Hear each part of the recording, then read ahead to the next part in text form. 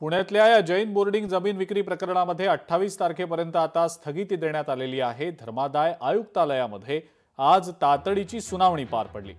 Jain boarding हॉस्टेलला भेट देत अहवाल सादर करा असं धर्मादाय आयुक्तालयानं पुणे सहाय्यक आयुक्तांना निर्देश दिले। त्या जागेत जैन मंदिर आहे का, ते मंदिर कुणाचं आहे, त्याचं कामकाज कोण पाहतं, एकूण जागा किती आहे, या सगळ्या बाबींचा अहवाल 27 ऑक्टोबरपर्यंत सादर करा असे निर्देश धर्मादाय आयुक्तालयानं पुणे सहाय्यक आयुक्तांना दिलेले आहेत।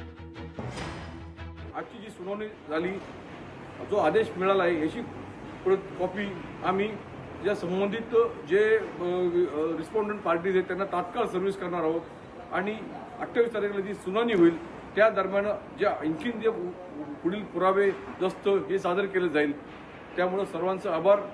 जो भगवान महावीरजींच्या मंदिरावर जे संकट आलं होतं त्याला थोपवण्यामध्ये आज कुठेतरी एक पहिलं पाऊल पडलं आहे आणि तसेच यामध्ये आता आम्हाला कुठल्याही प्रकारचं काही राजकारण वगैरे मध्ये न आणता हे बोर्डिंग कसं ताबडतोब सुरू होईल त्या दृष्टीने आपल्याला पुढील पावलं उचलायची आहेत आणि विद्यार्थ्यांना कसा न्याय मिळेल त्या दृष्टीने राज्य सरकार, आपण संपूर्ण समाज एकत्र मिळून काम करणार आहोत। केंद्रीय राज्यमंत्र्यांचं नाव चर्चेत आहेच, त्याबद्दलची माझ्याकडे खूप माहिती आहे असं नाही, पण राज्यातले एक मंत्री, अतिशय महत्त्वपूर्ण पदाचे व्यक्ती, त्यांचे पण नातेवाईक याच्यामध्ये कुठं ना कुठंतरी आहेत पार्टनर म्हणून असं आम्हाला तिथं कळालं होतं आणि तो मुद्दा आम्ही घेतल्यानंतर त्याच्याचबरोबर जैन बांधवांनी तिथं मोठं वातावरण गरम केल्यानंतर, आंदोलन केल्यानंतर कुठं ना कुठंतरी धर्मादाय आयुक्तांना तिथं तो निर्णय घ्यावा लागेल। मी मनापासून धर्मादाय आयुक्तांचे आभार व्यक्त करतो, पण दुर्दैव असं सरकार त्या बाबतीत कुठेही लक्ष द्यायला तयार नव्हतं।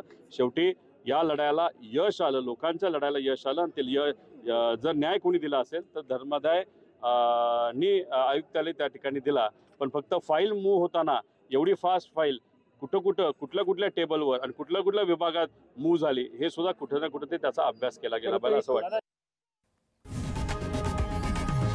लोकशाही मराठी ऐका, पहा, जागरूक रहा।